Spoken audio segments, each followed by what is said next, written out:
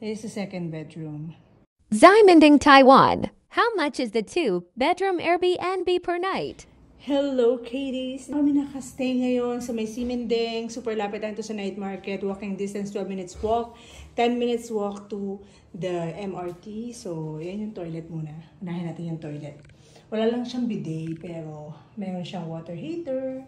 And then, this is what you can see. Medyo dumating na kasi kami. Kitchen dito, pagpasok mo, pwede ka magluto. Ayan. Kitchen. Meron silang malaking refrigerator, may sala, may malaking TV. Ito yung first bedroom. Ito issue ng first bedroom. Diyan si JJ matutulog.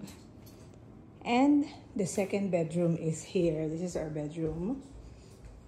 Ayan. This is the second bedroom. So, not bad. Kasi, at least, if you are like, 4 kayo, 2 couple, di ba? 4 kayo, 2 couple, pwede kayo maghiwalay ng room, di ba? So, comment down below na lang. Lalagay ko na yung pricing later. So, yan. Dito lang siya sa may Ximending. Or, PM me for the address. Ano.